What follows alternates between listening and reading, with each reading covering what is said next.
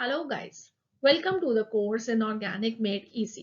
तो जैसे इस कोर्स का हमने नाम रखा है, ये आपकी इनऑर्गेनिक केमिस्ट्री की स्टडी को बहुत आसान बना देगा। जो स्टूडेंट्स क्लास 11th में हैं, क्लास 12th में हैं, जेई मेंस, एडवांस, नीट की प्रिपरेशन कर रहे हैं, या इससे भी ऊपर बीएससी एटसेट्रा साइंस सब्जेक्ट्स जिन्होंने लिए हैं, केमिस्ट्री की स्टडी कर रहे हैं, उन सब के लिए ये कोर्स बहुत ज़्यादा हेल्पफुल होगा। हमने यहाँ पे कुछ ऐसे लेक्चर्स पोस्ट किए हैं जो कि आपको इनऑर्गेनिक केमिस्ट्री को पसंद करवाने लगवा देंगे। आपको अच्छा भी लगेगा इनको पढ़ते हुए, और साथ ही में आपके एग्जामिनेशन पॉइंट ऑफ व्यू से ये इंपॉर्टेंट टॉपिक्स हैं, तो आपको इनऑर्गेनिक केमिस्ट्री की स्कोरिंग में भी बहुत हेल्प करेगा। तो आज का जो लेक्चर है वो है trends for the alkali metals. तो अल्कली मेटल्स या ग्रुप 1 के एलिमेंट्स में बहुत सारे ऐसे ट्रेंड्स हैं जो कि एग्जामिनेशन पॉइंट ऑफ व्यू से बहुत इंपॉर्टेंट है। तो आज के इस लेक्चर में हमने ये 50 से ज्यादा ट्रेंड्स को आप लोगों के लिए कंपाइल किया है, और उन ट्रेंड्स को आपको वन बाय वन हम एक्सप्लेन भी करेंगे कि वो ऐसे ट्रेंड्स क्यों हैं, और उनको याद करने के लिए कुछ ट्रिक्स भी आपको देंगे जो कि आपको आपके एग्जामिनेशन के लिए इन सब ट्रेंड्स को लर्न करने में बहुत हेल्पफुल रहेंगे। तो चलिए शुरू करते हैं आज का ये very important lecture, more than 50 trends for the alkali metals. मैं हूं डॉक्टर रितु जौहर, आपकी educator from the channel H2O the A to Z of chemistry, and I hope कि आप ये लेक्चर मेरे साथ एंजॉय करेंगे। तो हमारे पास है ग्रुप 1 के एलिमेंट्स जिन्हें हम अल्कली मेटल्स कहते हैं। तो ये कौन से एलिमेंट्स हैं? ये हैं lithium, sodium, potassium, rubidium, caesium और फ्रांशियम। और इनके लिए हमें कुछ ट्रेंड स्टडी करने हैं। तो सबसे पहले जो ट्रेंड्स हम स्टडी करेंगे वो हैं इनके एटॉमिक प्रॉपर्टीज से रिलेटेड। तो कुछ ऐसे ट्रेंड्स हैं जो कि हम देखते हैं कि लिथियम से सीजियम पे जाते हुए उनकी वैल्यूज इंक्रीज करती हैं, जैसे कि एटॉमिक साइज बढ़ता है, आयनिक साइज बढ़ता है, एटॉमिक वॉल्यूम बढ़ता है, इलेक्ट्रोपॉजिटिव कैरेक्टर बढ़ता है। और कुछ ऐसे ट्रेंड्स हैं जो कि लिथियम की वैल्यू सबसे ज्यादा होंगी और डाउन द ग्रुप जाते हुए सीजियम की वैल्यू सबसे कम होंगी। तो वो ट्रेंड्स कौन से हैं? वो है आयनाइजेशन एंथैल्पी या एनर्जी की वैल्यू, हाइड्रेशन एनर्जी की वैल्यू, इलेक्ट्रोनेगेटिविटी की वैल्यू, हीट ऑफ एटमाइजेशन की वैल्यू। राइट, यहाँ पे प्लीज डू रिमेम्बर कि हम फ्रांशियम को इस स्टडी में इंक्लूड नहीं करते हैं, क्योंकि फ्रांशियम एक रेडियो एक्टिव एलिमेंट है, उसकी हाफ लाइफ बहुत कम है। तो हम जनरली जो भी ट्रेंड स्टडी करेंगे वो लिथियम से लेके सीजियम तक ही स्टडी करेंगे। ठीक है, तो वन बाय वन हम इन ट्रेंड्स को देखते हैं, अंडरस्टैंड करते हैं कि ये कैसे ट्रेंड्स हैं और ये कैसे वेरी कर रहे हैं। तो सबसे पहले हमारे पास वो ट्रेंड्स जो कि हम देखते हैं कि लिथियम की वैल्यू सबसे कम होगी, डाउन द ग्रुप जाते हुए सीजियम की वैल्यू सबसे ज्यादा। तो सबसे पहली चीज एटॉमिक साइज। तो डाउन द ग्रुप जब हम लिथियम से सीजियम जाते हैं तो एटॉमिक साइज इंक्रीज करता है। क्यों इंक्रीज करता है? क्योंकि नंबर ऑफ शेल्स हर एक एलिमेंट के साथ बढ़ते जाते हैं। नंबर ऑफ शेल्स के बढ़ने के साथ साथ न्यूक्लियर चार्ज भी बढ़ता है, और न्यूक्लियर चार्ज बढ़ने से आउटर मोस्ट इलेक्ट्रॉन के लिए अट्रैक्टिव फोर्सेस इंक्रीज करते हैं। मगर हम देखते हैं कि जैसे हम डाउन द ग्रुप जाते हैं तो नंबर ऑफ शेल्स के इंक्रीज की वजह से जो साइज बढ़ता है वो कंपैरेटिवली ज्यादा होता है in relation to the nuclear charge. तो हम देखते हैं कि डाउन द ग्रुप हम जाएंगे तो एटॉमिक साइज क्या होगा? इंक्रीज करेगा। और सिमिलरली आयनिक साइज भी ऐसे ही इंक्रीज करेगा। तो आयन क्या होगा? न्यूट्रल एटम है, उससे जब ये एटम एक एक इलेक्ट्रॉन लूज करते हैं तो ये कॉरेस्पॉन्डिंग केटायन फॉर्म करेंगे। जैसे कि अगर लिथियम का एटम है, एक इलेक्ट्रॉन को लूज करके Li पॉजिटिव फॉर्म करेगा, Na positive, K positive, rubidium positive, caesium positive. ठीक है, तो इन सारे साइज आयंस का जो साइज है वो डाउन द ग्रुप क्या करेगा? इंक्रीज करेगा, क्योंकि सेम रीजन रहेगा कि हर एक एडेड एलिमेंट के साथ, हर एक एडेड आयन के साथ नंबर ऑफ शेल्स में डिफरेंस होगा। ठीक है, यहाँ पे एक इंपॉर्टेंट चीज जो कि आपको याद रखनी है वो ये है, जो कि एक ट्रेंड तो नहीं है कि हम कहें कि इन अल्कली मेटल के कंपैरिजन में वो ट्रेंड है, बट एक इंपॉर्टेंट चीज है जो कि आपको याद रखनी है। तो व्हाई नॉट लर्न दैट। तो जो मोनोवेलेंट आयंस हैं या यूनिपॉजिटिव केटायन बनेंगे एक इलेक्ट्रॉन के लॉस से, वो हमेशा पेरेंट एटम से छोटे रहेंगे। क्यों छोटे रहेंगे? क्योंकि प्रोटॉन्स का नंबर तो सेम ही रहेगा मगर इलेक्ट्रॉन्स का नंबर कम हो जाएगा। तो न्यूक्लियस को लेसर नंबर ऑफ इलेक्ट्रॉन्स को पुल करना होगा, तो उसका अट्रैक्टिव फोर्स ज्यादा होगी। और अल्कली मेटल्स के केस में एक इलेक्ट्रॉन के लॉस से एक कंप्लीट शेल डिसअपेयर हो जाती है, तो साइज काफी कम हो जाता है। तो प्लीज डू रिमेंबर कि जो आयनिक साइज है वो एटॉमिक साइज के कंपैरिजन में हमेशा छोटा रहेगा। नेक्स्ट है एटॉमिक वॉल्यूम। तो एटॉमिक वॉल्यूम अगर साइज बढ़ रहा है डाउन द ग्रुप, तो एटॉमिक वॉल्यूम भी इंक्रीज करता है। क्योंकि वॉल्यूम क्या होगा? ये जो एटम्स हैं ये स्फीयर्स हैं, तो स्फीयर के लिए वॉल्यूम होगा 4/3 पाई आर क्यूब। तो अगर एटॉमिक साइज मतलब रेडियस बढ़ रहा है डाउन द ग्रुप, तो वॉल्यूम भी इंक्रीज करेगी। तो नेक्स्ट हमारे पास है इलेक्ट्रोपॉजिटिव कैरेक्टर। इलेक्ट्रोपॉजिटिव कैरेक्टर को बेटर अंडरस्टैंड हम करते हैं जब हम आयनाइजेशन एंथैल्पी को स्टडी करते हैं। बट प्लीज डू रिमेंबर, क्योंकि ये trends down the group increase कर रहे हैं, तो डू रिमेंबर कि डाउन द ग्रुप जब हम जाएंगे तो आयनाइजेशन एंथैल्पीज की वैल्यूज डिक्रीज करती हैं। आयनाइजेशन एंथैल्पी की वैल्यू का मतलब क्या होता है कि एक इलेक्ट्रॉन को लूज करना ज्यादा आसान हो जाता है down the group. Come energy लगती है, तो कम एनर्जी लगेगी तो आयनाइजेशन एंथैल्पी की वैल्यू सीजियम के लिए सबसे कम होगी। और इसका मतलब है कि इसका यूनिपॉजिटिव आयन फॉर्म करना सबसे आसान होगा, इसलिए electropositive character down the group increase करेगा। ठीक है, सो यहाँ पे एक finally please do remember कि size of m is always going to be greater than m positive. All right, तो अब नेक्स्ट हमारे पास क्या है? वो प्रॉपर्टीज जिनमें लिथियम की वैल्यूज हाईएस्ट होंगी, डाउन द ग्रुप जाते हुए सीजियम की वैल्यू सबसे कम होंगी। तो ये कौन सी प्रॉपर्टीज है? सबसे पहले आयनाइजेशन एंथैल्पी, जिसकी हम अभी बात कर रहे थे। तो ionization enthalpy is going to be that energy that is required to remove one electron from the neutral gaseous atom. तो एक न्यूट्रल गैसियम एटम में से एक इलेक्ट्रॉन को निकालने के लिए एनर्जी को यूज करेंगे, उसे हम आयनाइजेशन एंथैल्पी बोलते हैं। जितना साइज छोटा होता है उतना इलेक्ट्रॉन को निकालने के लिए ज्यादा एनर्जी यूज करनी पड़ती है, क्योंकि न्यूक्लियर पुल जो होती है वो ज्यादा स्ट्रॉन्ग होती है। ठीक है, तो डाउन द ग्रुप जाते हुए साइज इंक्रीज करेगा, तो this is going to outweigh the increasing nuclear charge.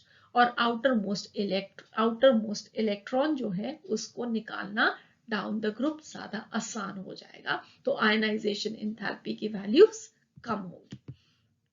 Next आ जाता है हाइड्रेशन एनर्जी, या यहाँ पे हम ये भी कह सकते हैं हाइड्रेटेड आयन का जो साइज है वो डाउन द ग्रुप डिक्रीज करता है। हाइड्रेशन एनर्जी की जो वैल्यू है वो डाउन द ग्रुप डिक्रीज करती है।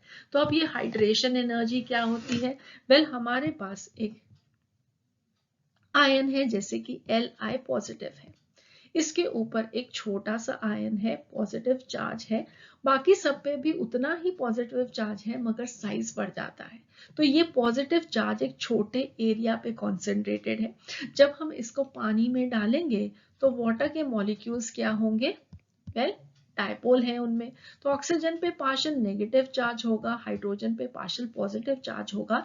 तो इस Li पॉजिटिव का ऑक्सीजन के एटम की तरफ क्या है? एक डायपोल आयन इंटरैक्शन है। तो ये क्या है? ये आयन है, ये डायपोल है, तो आयन डायपोल इंटरैक्शन है। उसकी वजह से जो पॉजिटिव आयंस हैं वो वाटर मॉलिक्यूल से सराउंड हो जाते हैं। ये अट्रैक्टिव फोर्स की वजह से एनर्जी रिलीज होती है, उसे हम हाइड्रेशन एनर्जी बोलते हैं। तो जैसे जैसे साइज बढ़ेगा उतनी हाइड्रेशन कम होगी, क्योंकि जो पॉजिटिव चार्ज है वो ज्यादा बड़े एरिया पे स्प्रेड होगा, तो उसकी attractive pull for the oxygen कम हो जाएगी। ठीक है, तो down the group ionic size increase करने की वजह से हाइड्रेशन कम होगी। हाइड्रेशन कम होगी तो हाइड्रेशन एनर्जी कम रिलीज होगी, ठीक है। और हाइड्रेटेड आयन क्या बन गया, ये सारा का सारा इसके आसपास जितने भी वाटर मॉलिक्यूल सराउंड कर लेंगे उस सारे के टोटल अगर हम लेंगे तो वो बन जाएगा हाइड्रेटेड आयन का साइज। तो down the group hydrated ion का साइज कम हो जाएगा। और डू रिमेंबर इसी वजह से Li positive maximum degree of hydration show करता है और इसके जो ज्यादा सॉल्ट्स होते हैं वो हाइड्रेटेड होते हैं। For example lithium chloride is always associated with 2 water molecules as water of crystallization, ठीक है। So hydration energy down the group decrease करेगी, हाइड्रेटेड आयन का size down the group decrease करेगा। अगर हमें आयन के साइज को कंपेयर करना हो तो Li पॉजिटिव का जो साइज है वो सबसे छोटा है, मगर हाइड्रेटेड आयन का साइज सबसे बड़ा हो जाएगा। सीजियम आयन का नॉर्मल साइज अगर हमें गैसियस एटम में देखेंगे तो सबसे बड़ा है, मगर हाइड्रेटेड आयन का साइज सबसे छोटा हो जाएगा, ठीक है। So I hope you understand now the difference. Next आ जाता है इलेक्ट्रोनेगेटिविटी। तो अभी हमने बात कि जैसे हम डाउन द ग्रुप जाएंगे तो इलेक्ट्रो पॉजिटिव कैरेक्टर क्या होता है, इंक्रीज कर जाता है। तो एक इलेक्ट्रॉन को लूज करने की टेंडेंसी बढ़ जाती है। तो ऑब्वियसली इलेक्ट्रोनेगेटिविटी क्या है, अपनी तरफ एक इलेक्ट्रॉन पेयर को पुल करने की टेंडेंसी। तो जो एलिमेंट इलेक्ट्रॉन्स को लूज करना चाहता है ऑब्वियसली उसकी इलेक्ट्रॉन को अपनी तरफ पुल करने की टेंडेंसी कम है। इन सब में से कम किसकी होगी, जिसका इलेक्ट्रोपॉजिटिव कैरेक्टर सबसे ज्यादा होगा। तो डाउन द ग्रुप जाते हुए electronegativity values they are going to decrease, ठीक है।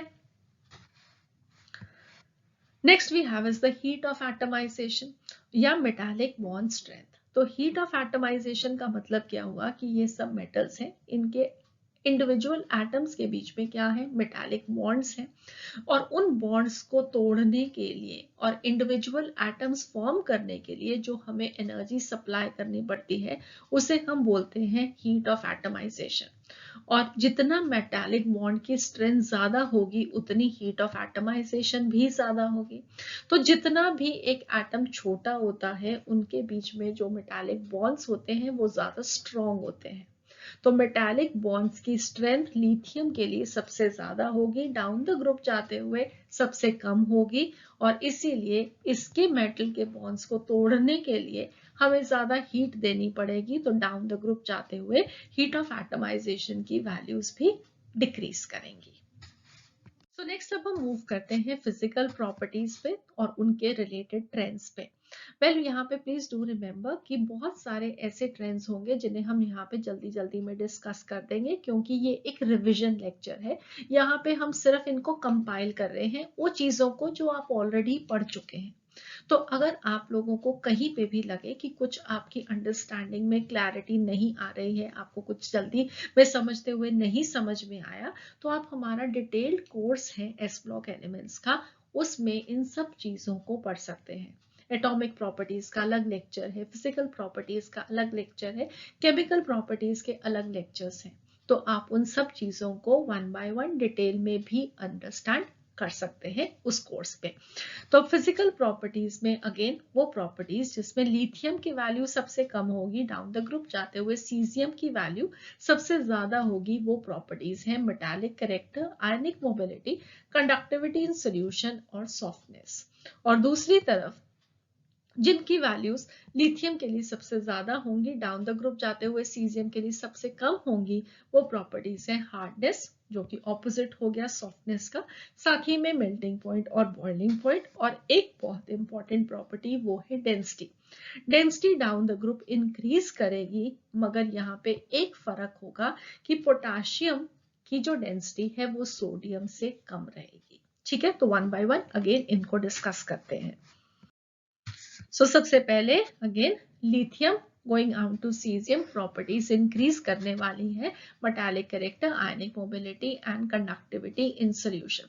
तो मेटालिक कैरेक्टर जो होता है that is directly proportional to electropositive behaviour. जितना इलेक्ट्रोपॉजिटिव बिहेवियर ज्यादा होगा, जितना इलेक्ट्रोपॉजिटिव आयन फॉर्म करने की टेंडेंसी ज्यादा होगी, उतना उसका मेटालिक बिहेवियर ज्यादा होगा, मेटालिक कैरेक्टर ज्यादा होगा। तो हमने अभी स्टडी किया कि डाउन द ग्रुप जाते हुए सीजियम का इलेक्ट्रोपॉजिटिव कैरेक्टर सबसे ज्यादा है क्योंकि उसकी आयनाइजेशन एंथैल्पी सबसे कम है, इसलिए सीजियम इन सब में से ज्यादा मेटालिक होगा। ठीक है, डाउन द ग्रुप जाते हुए आयनिक मोबिलिटी इंक्रीज करती है। क्यों इंक्रीज करती है? क्योंकि ये जो हम आयनिक मोबिलिटी की बात कर रहे हैं, इसका मतलब क्या हुआ? आयन की मोबिलिटी, आयन की मूव करने की एबिलिटी। और उसे हम कहाँ पे चेक कर रहे हैं? उसे हम चेक कर रहे हैं एक्वस सॉल्यूशन में। ठीक है, तो हमने इन आयंस को वाटर में देख रहे हैं कि कितनी आसानी से मूव कर सकते हैं। तो आयन वहां पे एक गैसियस आयन नहीं होगा, वहां पे वो होगा एक हाइड्रेटेड अल्कली मेटल आयन। और अब हम जानते हैं कि हाइड्रेटेड अल्कली मेटल का साइज सबसे ज्यादा किसके लिए होगा? लिथियम के लिए होगा। इसका मतलब है कि इसकी मूव करने की एबिलिटी सबसे कम हो जाएगी। ये बिल्कुल वैसे ही है कि हमारे पास दो लोग हैं, एक पतला एक मोटा। तो जो मोटा है वो ज्यादा आसानी से तो नहीं मूव कर पाएगा, वो धीरे धीरे मूव करेगा, और जो पतला होगा वो फटाफट मूव कर लेगा। तो लिथियम का हाइड्रेटेड आयन का साइज सबसे बड़ा, इसलिए उसकी आयनिक मोबिलिटी सबसे कम, और सीजियम का हाइड्रेटेड आयन सबसे छोटा, इसलिए उसकी आयनिक मोबिलिटी सबसे ज्यादा। और अब क्योंकि उसकी मोबिलिटी सबसे ज्यादा है, तो ऑब्वियसली ये वाले आयंस जो इलेक्ट्रिसिटी को कंडक्ट कर रहे हैं इन सॉल्यूशन, वो कंडक्टिविटी भी बेटर ही करेंगे क्योंकि वो मूव ज्यादा अच्छे से कर सकते हैं। ठीक है, तो conductivity in solution will also increase down the group. Next अब हमारे पास आ जाता है लिथियम सबसे ज्यादा हार्ड है एंड डाउन द ग्रुप जाते हुए सीजियम सबसे कम हार्ड है, या आप कह सकते हो कि वो सॉफ्टेस्ट है। ठीक है, तो ये इसकी हार्डनेस लिथियम की सबसे ज्यादा, मेल्टिंग पॉइंट, बॉइलिंग पॉइंट सबसे ज्यादा। तो इन तीनों चीजों को याद रखने के लिए प्लीज डू रिमेंबर कि एटॉमिक साइज जितना बढ़ता है उतनी मेटालिक स्ट्रेंथ क्या होती है? कम हो जाती है। मेटालिक स्ट्रेंथ अगर कम हो जाएगी तो जो मेटल है वो ज्यादा सॉफ्ट हो जाएगा या उसकी हार्डनेस कम हो जाएगी। तो एटॉमिक साइज बढ़ने से हार्डनेस को क्या हो रहा है? हार्डनेस कम हो रही है। तो लिथियम से सीजियम जाते हुए हार्डनेस कम हो रही है, या आप कह सकते हो कि सॉफ्टनेस इंक्रीज कर रही है। ठीक है, दूसरी तरफ जितने मेटालिक बॉन्ड ज्यादा स्ट्रॉन्ग होंगे उतनी आपको ज्यादा एनर्जी देनी पड़ेगी उनको तोड़ने के लिए, इसलिए atomic size is going to be inversely proportional to the strength of the metallic bond, and the strength of the metallic bond is directly proportional to the melting and the boiling points. ठीक है, तो जितने metallic bond ज्यादा strong उतना melting point, boiling point ज्यादा। और melt strength of the metallic bond किस में ज्यादा थे? जिसका साइज सबसे छोटा था। तो डाउन द ग्रुप जाते हुए मेल्टिंग पॉइंट्स और बॉइलिंग पॉइंट्स डिक्रीज करेंगे क्योंकि strength of the metallic bonds decrease कर रहे हैं। ठीक है, so I hope this is clear. एक इंपॉर्टेंट चीज जो रह गई वो क्या थी? डेंसिटी। तो डेंसिटी क्या होती है? डेंसिटी होती है मास पर यूनिट वॉल्यूम। तो जैसे हम डाउन द ग्रुप जाते हैं तो मास भी बढ़ता है और वॉल्यूम भी बढ़ता है, मगर हम देखते हैं कि ये डेंसिटी डाउन द ग्रुप जाते हुए इंक्रीज कर रही है, जिसका मतलब ये है कि मास का जो इंक्रीज है वो वॉल्यूम के इंक्रीज को डोमिनेट करता है। ठीक है, तो डाउन द ग्रुप जाते हुए डेंसिटी इंक्रीज करती है, सिर्फ एक एक्सेप्शन को छोड़ के, वो है पोटाशियम की डेंसिटी सोडियम से कम है। वो क्यों कम है? वो इसलिए कम है क्योंकि जब हम सोडियम से पोटाशियम पे जाते हैं तो वहां पे एडिशन हो जाता है 3D ऑर्बिटल्स का। 3D ऑर्बिटल्स आने की वजह से एकदम से साइज में बहुत ज्यादा फर्क पड़ता है, वॉल्यूम ज्यादा बढ़ जाता है। अगर वॉल्यूम का साइज वॉल्यूम ज्यादा बढ़ रहा है in comparison to the mass, वो डोमिनेट करेगा, तो डेंसिटी क्या होगी? कम हो जाएगी, बिकॉज वॉल्यूम और डेंसिटी इनवर्सली प्रोपोर्शनल है। ठीक है, आई होप दिस इज क्लियर। आप याद रखोगे, बहुत इंपॉर्टेंट है कि पोटाशियम की डेंसिटी सोडियम से कम होगी। ओके, नेक्स्ट अब हम मूव करते हैं इनकी केमिकल प्रॉपर्टीज पे। केमिकल प्रॉपर्टीज के लिए हमने आपके लिए एक टेबल बनाया है जहां पे आप सारी प्रॉपर्टीज को एकदम से इकट्ठे देख सकते हैं। ये हमारे detailed course on S block में ऑलरेडी बहुत डिटेल में हर एक प्रॉपर्टी को एक्सप्लेन किया हुआ है। अगर आपको उनकी डिटेल्ड अंडरस्टैंडिंग चाहिए तो आप वहां पे देख सकते हो। हम यहाँ पे ट्रेंड्स पे ही फोकस करेंगे। तो अल्कली मेटल्स वाटर के साथ रिएक्ट करने पे हाइड्रोक्साइड्स फॉर्म करते हैं और हाइड्रोजन इवॉल्व होता है। तो हम यहाँ पे इनके जो ये रिएक्शंस हैं, ये जैसे एयर के साथ रिएक्शन, नाइट्रोजन के साथ रिएक्शन, फॉस्फोरस के साथ रिएक्शन, सल्फर के साथ, हैलोजेंस के साथ रिएक्शन, ये सब रिएक्टिविटी का ऑर्डर है वो स्टडी करेंगे। और साथ में हम ये ट्रेंड्स स्टडी करने वाले हैं जो ये अल्कली मेटल के सॉल्ट्स बनते हैं, कि अल्कली मेटल हाइड्रोक्साइड्स बनते हैं, ऑक्साइड्स हैं, परऑक्साइड्स हैं, सुपर ऑक्साइड्स हैं, हेलाइड्स हैं। इन सब के लिए भी जो कॉरेस्पॉन्डिंग ट्रेंड्स हैं जो कि आपके एग्जामिनेशन के लिए बहुत इंपॉर्टेंट है, हम उनको यहाँ पे डिटेल में स्टडी करने वाले हैं। ठीक है, तो चलिए शुरू करते हैं। सो केमिकल प्रॉपर्टीज में आपको सबसे पहले अंडरस्टैंड करना है कि डाउन द ग्रुप जाते हुए लिथियम से सीजियम पे केमिकल रिएक्टिविटी जो है वो इंक्रीज करती है। ये सारे के सारे alkali metals highly reactive elements हैं। हाईली रिएक्टिव एलिमेंट्स ये क्यों हैं? क्योंकि इनकी आयनाइजेशन एंथैल्पी की वैल्यूज कम है, इनकी हीट ऑफ एटमाइजेशन की वैल्यूज पीरियोडिक टेबल में सबसे कम है, और हाई हीट्स ऑफ हाइड्रेशन ये लिबरेट करते हैं। तीनों की वजह से इन सब एलिमेंट्स की रिएक्टिविटी ज्यादा होती है। मगर हम देखते हैं कि डाउन द ग्रुप जाते हुए ये रिएक्टिविटी इंक्रीज करती है। फॉर एग्जाम्पल, अगर मैं वाटर के साथ आपको रिएक्शन बताऊं तो लिथियम की रिएक्शन स्लो रिएक्शन होती है, सोडियम पोटेशियम की रिएक्शन फास्ट रिएक्शन होती है, मगर रुबीडियम और सीजियम के साथ वाटर के साथ जब रिएक्शन होता है तो वायलेंट एक्सप्लोसिव रिएक्शन हो जाती है, राइट? तो वो reactivity down the group increase करती है। मगर हम कुछ ये इन जनरल है कि अगर वाटर के साथ रिएक्शन है, ऑक्सीजन के साथ रिएक्शन है, reactivity down the group increase करती है। बट कुछ ऐसी चीजें भी हैं जहां पे हम देखते हैं कि लिथियम सीजियम पे जाते हुए वो रिएक्टिविटीज कम है। वो क्या चीज है? सबसे पहले नाइट्रोजन के साथ रिएक्शन। हम देखते हैं कि इन सब अल्कली मेटल में से सिर्फ एक लिथियम है जो कि नाइट्रोजन के साथ रिएक्ट करके लिथियम नाइट्राइड फॉर्म करता है। सोडियम भी नाइट्रोजन के साथ रिएक्ट करके सोडियम अजाइड फॉर्म करता है, मगर नाइट्राइड फॉर्म करने वाला सिर्फ एक ही एलिमेंट है और वो है लिथियम। ठीक है, सिमिलरली इनकी जो कॉम्प्लेक्स फॉर्मेशन की टेंडेंसी है वो हम देखते हैं कि डाउन द ग्रुप डिक्रीज करती है। ओके,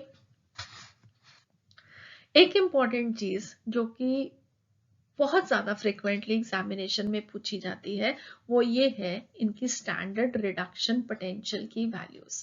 अगर हम देखते हैं कि ये जो स्टैंडर्ड रिडक्शन पोटेंशियल की वैल्यूज हैं इन सब अल्कली मेटल्स के लिए नेगेटिव वैल्यूज हैं, और वो जो नेगेटिव वैल्यूज हैं वो इंक्रीज करती हैं down the group, with an exception कि लिथियम की जो वैल्यू है वो सबसे ज्यादा नेगेटिव वैल्यू है, राइट? और उसका मीनिंग क्या होता है? उसका मीनिंग ये होता है कि लिथियम का जो रिड्यूसिंग नेचर है वो सबसे ज्यादा है, राइट? तो लिथियम की सबसे ज्यादा रिड्यूसिंग एजेंट की तरह एक्ट करने की टेंडेंसी है, और अदरवाइज बाकी सब अल्कली मेटल्स को देखोगे तो सोडियम से सीजियम जाते हुए रिड्यूसिंग नेचर इंक्रीज करेगी। ये ऐसा क्यों होता है? वो इसलिए होता है कि लिथियम का जो साइज है वो बहुत छोटा है, इसकी हाइड्रेशन एनर्जी बहुत ज्यादा है, इसलिए this acts as a very good reducing agent, the strongest of all of this.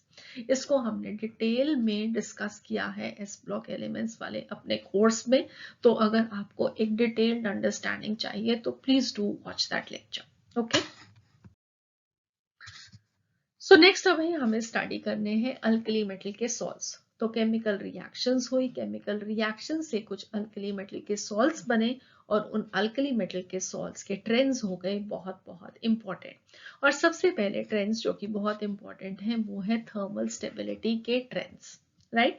तो थर्मल स्टेबिलिटी के ट्रेंड्स के लिए प्लीज डू रिमेंबर कि इसका मीनिंग क्या हुआ थर्मल स्टेबिलिटी का? थर्मल स्टेबिलिटी का मतलब है कि हमने एक अल्कली मेटल के सॉल्ट को हीट किया तो वो कितनी आसानी से या कितनी मुश्किल से डिकम्पोज करता है इनटू डिफरेंट अदर सब्सटेंसेस। ठीक है, तो जितने हमें हीट ज्यादा सप्लाई करनी पड़े उसको डिकम्पोज करने के लिए उतना वो थर्मली ज्यादा स्टेबल। और ये जो स्टेबिलिटी है अल्कली मेटल के सॉल्ट्स की, वो उस किस पे डिपेंडेंट है? उनकी लैटिस एनर्जी पे। जितनी लैटिस एनर्जी ज्यादा होगी उतनी हमें उस अल्कली मेटल के सॉल्ट को डिकम्पोज करने के लिए ज्यादा एनर्जी देनी पड़ेगी। इसका मतलब है उनकी थर्मल स्टेबिलिटी ज्यादा होगी। जैसे कि फॉर एग्जांपल अगर हमें बताना हो कि अल्कली मेटल के ऑक्साइड्स की स्टेबिलिटी का ऑर्डर क्या है, तो वह लिथियम ऑक्साइड सबसे ज्यादा स्टेबल है, डाउन द ग्रुप जाते हुए सीजियम ऑक्साइड सबसे कम स्टेबल है। इसको हमें ज्यादा देर हीट करना पड़ेगा डिकम्पोज करने के लिए और ये जल्दी से डिकम्पोज हो जाएगा, राइट। और अगर एक और एग्जांपल लें हम कि परऑक्साइड्स हैं, तो परऑक्साइड्स के केस में हम एक ऑपोजिट ऑर्डर देखते हैं कि लिथियम परऑक्साइड सबसे कम स्टेबल है, डाउन द ग्रुप जाते हुए सीजियम परऑक्साइड जो है वो सबसे ज्यादा स्टेबल है। अब बहुत सारे ऐसे ट्रेंड्स हैं जो कि आपको अल्कली मेटल के सॉल्ट्स के लिए याद रखने हैं, और वेल उसको याद करने का एक बहुत आसान सा ट्रिक आपको बता देते हैं। तो वो ट्रिक क्या है? वेल वो ट्रिक ये है कि जब भी हमारे पास स्टेबिलिटी का ऑर्डर बताना हो तो हमेशा याद रखना कि friendship is always between equals. हमेशा दोस्ती बराबर के लोगों में होती है। और दोस्ती का बराबरी का मतलब क्या होगा कि अगर हमारे पास एक छोटा केटायन है तो वो दोस्ती किसके साथ करेगा? एक छोटे एनायन के साथ। अगर एक बड़ा केटायन है तो वो दोस्ती किसके साथ करेगा? एक बड़े एनायन के साथ। अगर एक छोटे की छोटे के साथ दोस्ती है तो वो सबसे ज्यादा स्टेबल। अगर एक बड़ा है और दूसरा भी बड़ा है तो वो सबसे ज्यादा स्टेबल। ठीक है, तो जैसे कि हमारे पास ऑक्साइड है, ऑक्साइड आयन एक छोटा एनायन है और उसके साथ स्टेबल कौन होगा? एक छोटा केटायन। ठीक है, तो लिथियम ऑक्साइड सबसे ज्यादा स्टेबल, डाउन द ग्रुप जाते हुए सीजियम ऑक्साइड सबसे कम स्टेबल। और अगर हम परऑक्साइड देखेंगे तो परऑक्साइड आयन एक लार्ज एनायन है, तो उसकी स्टेबिलिटी किसके साथ होगी? एक लार्ज केटायन के साथ। लार्ज केटायन इन सब में से कौन सा होगा? सीजियम का, राइट। तो caesium peroxide will be the most stable, तो down the group stability increase करेगी। इस तरीके से आप इन स्टेबिलिटीज को याद कर सकते हैं। ओके, तो हम बाकी की भी जो स्टेबिलिटी ऑर्डर्स हैं अल्कली मेटल सॉल्ट्स के वो अब देख लेते हैं फटाफट। हमारे पास है सुपर ऑक्साइड्स, तो सुपर ऑक्साइड्स में भी सुपर ऑक्साइड आयन जो है वो है एक लार्ज आयन, इसलिए down the group stability increase करेगी।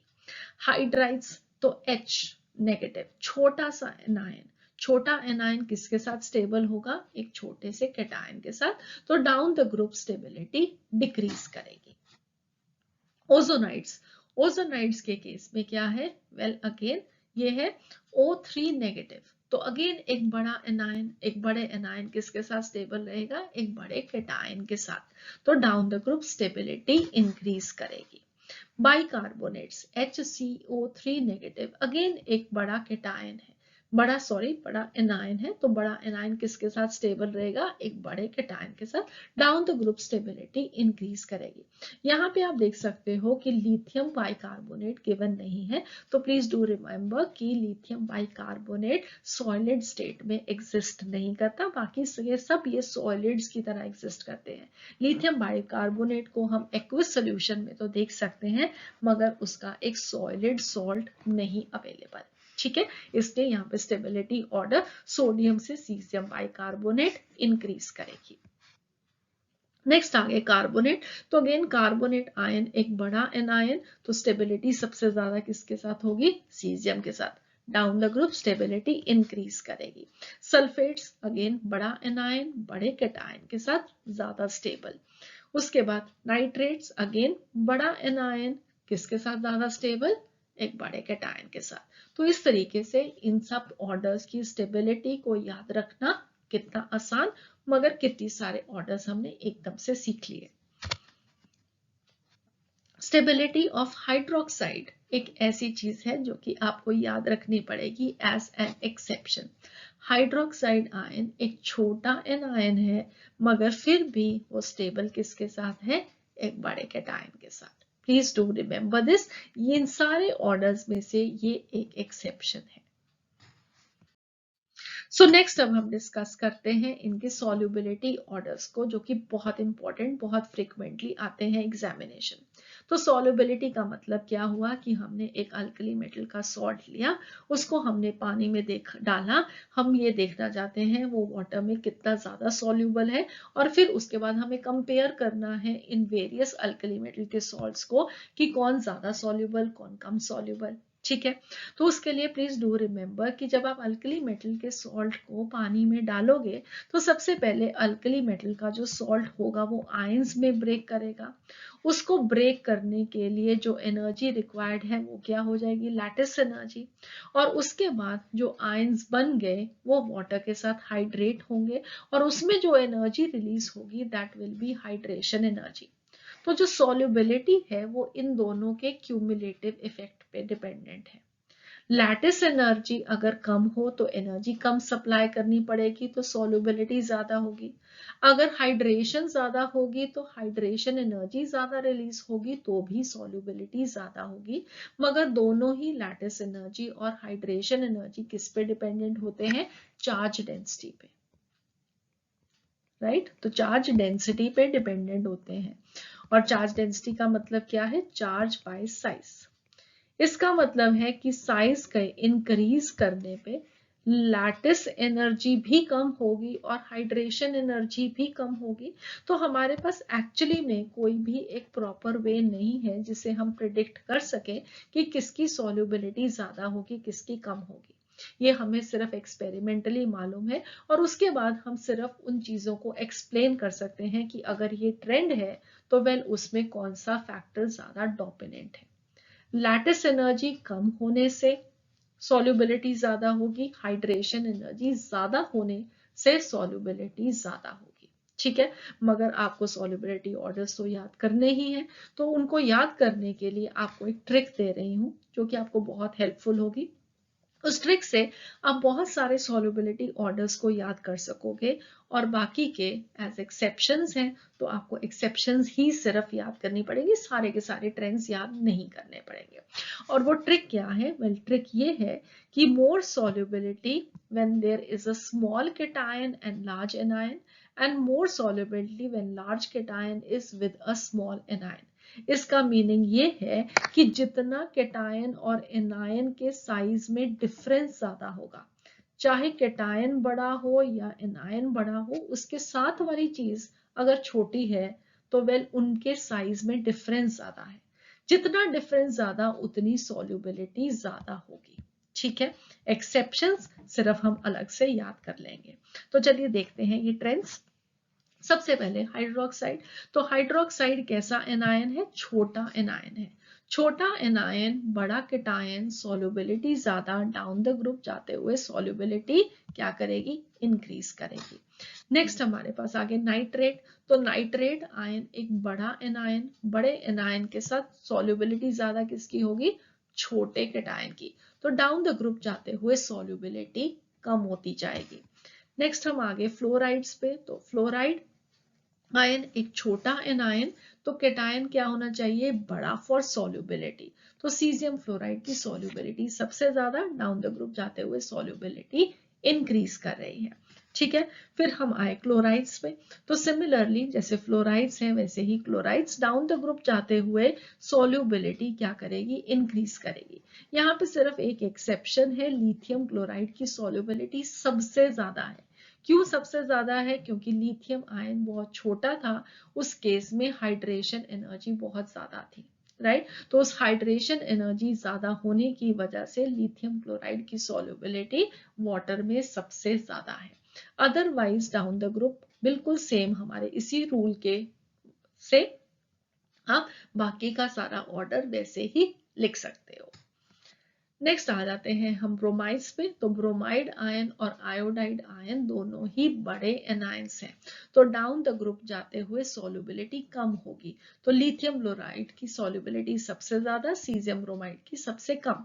नेक्स्ट हम आ जाते हैं आयोडाइड्स पे, राइट। तो आयोडाइड आयन भी मैंने आपको क्या बताया, सबसे ज्यादा सॉल्युबिलिटी कैसे होगी, जब एनायन बड़ा है तो कैटायन छोटा हो। उससे लिथियम आयोडाइड की सॉल्युबिलिटी सबसे ज्यादा होनी चाहिए, मगर एक्चुअली में नहीं है। इसकी हम बाद में बात करते हैं। बाकी का आप देख सकते हो कि सोडियम आयोडाइड से सीजियम आयोडाइड सॉल्युबिलिटी कम हो रही है, ठीक है। अब लिथियम आयोडाइड की सॉल्युबिलिटी सबसे कम तो नहीं, एटलीस्ट सोडियम आयोडाइड से कम है। तो वो क्यों है, वो इसलिए है क्योंकि लिथियम आयोडाइड के आप केस में देखोगे तो ये है Li पॉजिटिव और I नेगेटिव। ये हमारे पास एक छोटा कैटायन है और ये एक बहुत बड़ा एनायन है। अब जब एक छोटा कैटायन और बड़ा एनायन पास में आते हैं तो अकॉर्डिंग टू फुजान्स रूल इसकी पोलराइजिंग पावर बहुत ज्यादा है और इसकी पोलराइजेबिलिटी बहुत ज्यादा है। तो इसका मतलब क्या होगा, वेल इनके बीच में क्या होगा, कोवेलेंट कैरेक्टर इंक्रीज करेगा। और जहां पे कोवेलेंट कैरेक्टर इंक्रीज करेगा वहां पे पोलर सॉल्वेंट में सॉल्युबिलिटी कम हो जाएगी। तो हम देखते हैं कि लिथियम आयोडाइड की सॉल्युबिलिटी सोडियम आयोडाइड से कम हो जाती है because of the development of a covalent character in lithium iodide, ठीक है।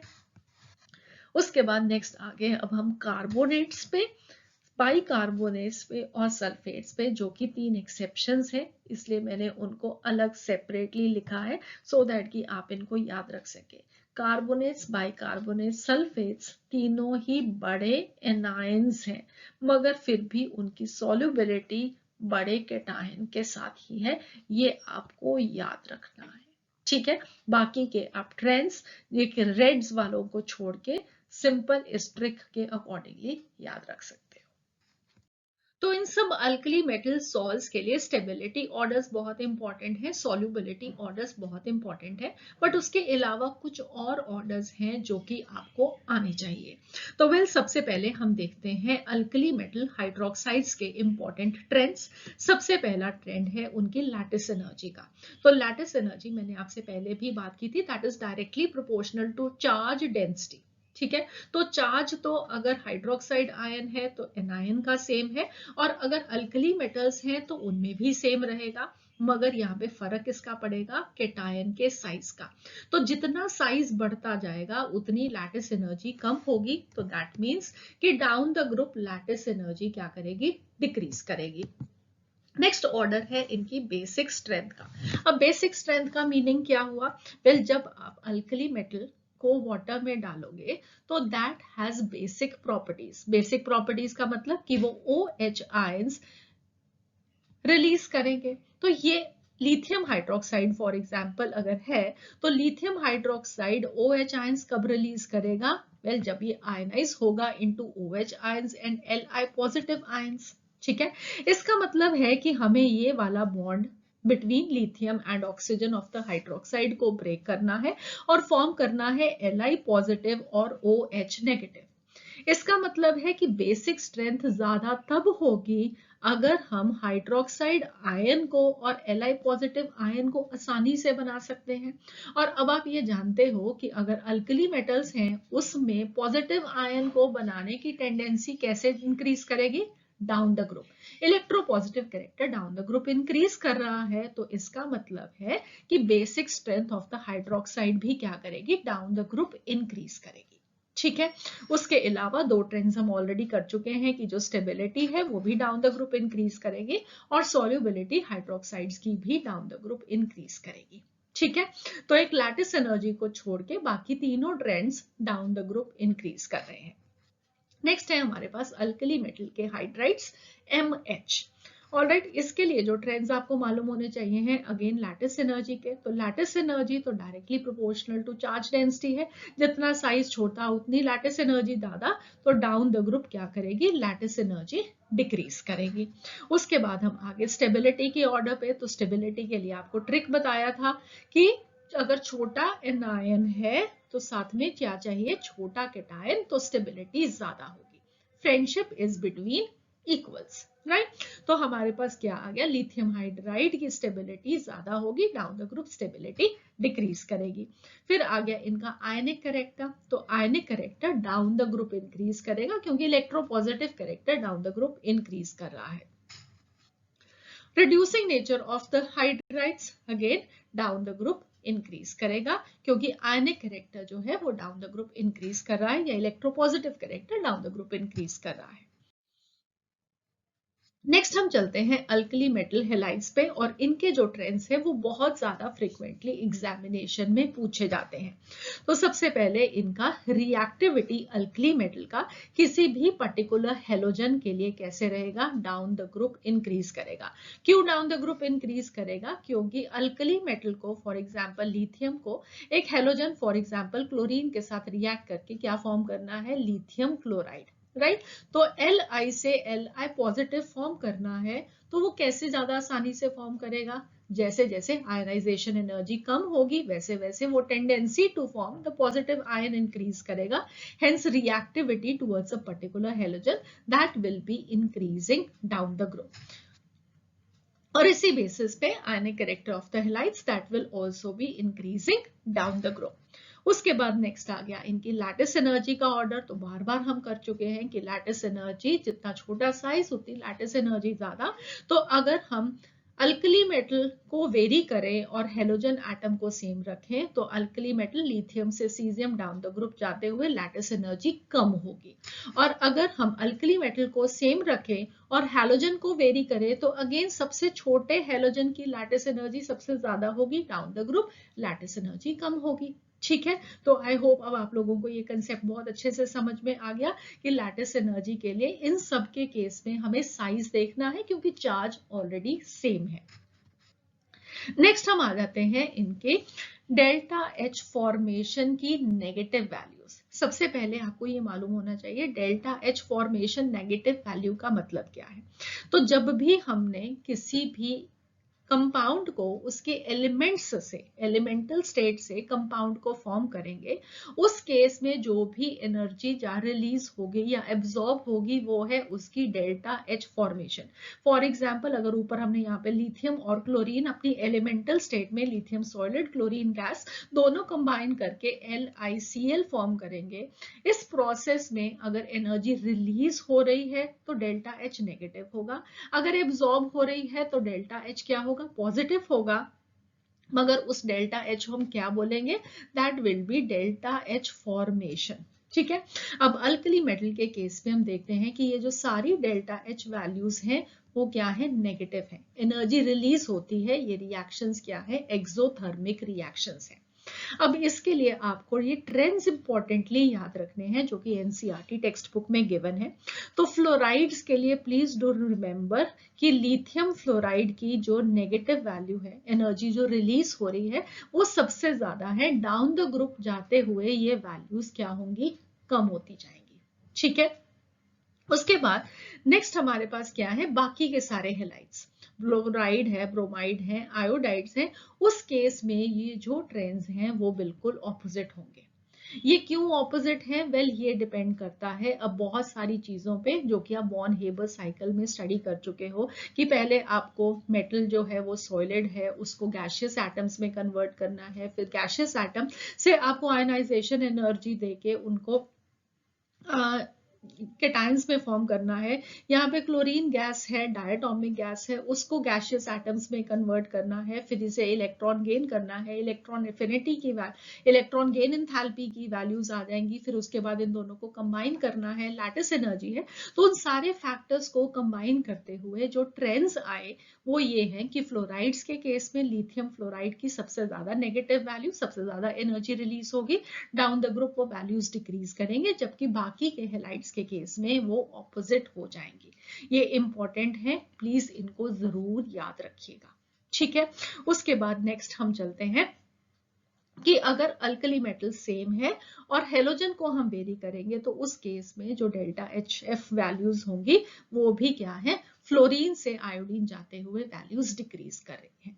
ठीक है, ज्यादा एनर्जी कहां पे रिलीज होगी, MF की फॉर्मेशन में, और सबसे कम रिलीज किस में होगी, MI की फॉर्मेशन में। नेक्स्ट हम चलते हैं अब इनके मेल्टिंग और बॉइलिंग पॉइंट से। तो मेल्टिंग और बॉइलिंग पॉइंट्स किस पे डिपेंडेंट होंगे? वेल, कितनी लैटिस एनर्जी ज्यादा है, कितने उनके बीच में जो बॉन्ड्स बने हैं, जब एक लैटिस फॉर्म हुआ, वो जितना स्ट्रॉन्ग लैटिस होगा उतने मेल्टिंग पॉइंट्स बॉइलिंग पॉइंट्स ज्यादा होंगे, उतनी एनर्जी हमें ज्यादा पड़ेगी उन बॉन्ड्स को ब्रेक करने में which are into the lattice, right. तो अब आप यहाँ पे देख सकते हो कि अगर आपकी लैटिस एनर्जी का जो ऑर्डर है वो क्या है, MF MCl MBr Mi, तो डाउन द ग्रुप डिक्रीज कर रहा है। अगर हैलोजन वेरी कर रहा है, अल्कली मेटल सेम है, तो बिल्कुल वही ट्रेंड आपको मेल्टिंग और बॉइलिंग पॉइंट्स में भी दिखाई देगा।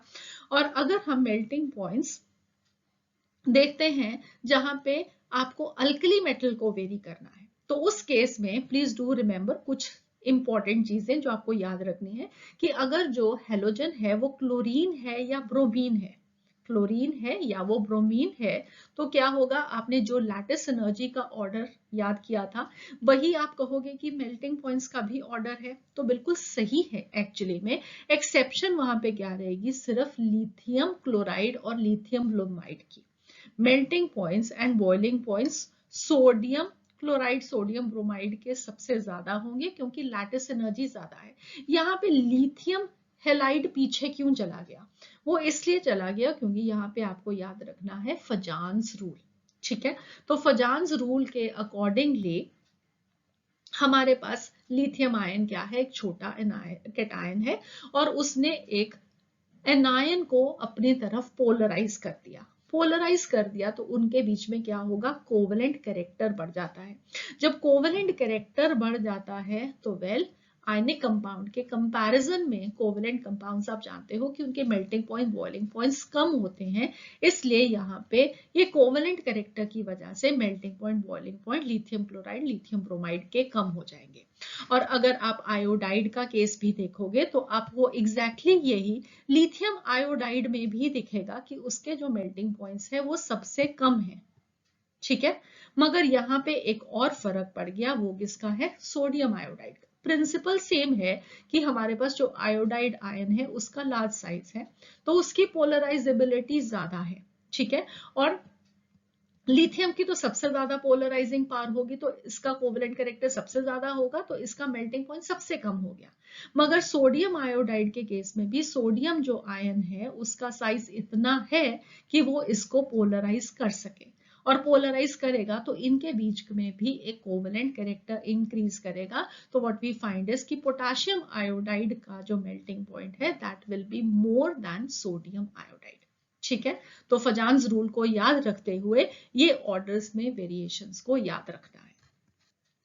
नेक्स्ट अगर हम देखेंगे कि फ्लोराइड्स के केस में, अब फ्लोराइड के केस में फ्लोराइड आयन छोटा आयन है, ठीक है। फ्लोराइड आयन छोटा आयन है, Li पॉजिटिव का तो वही साइज है।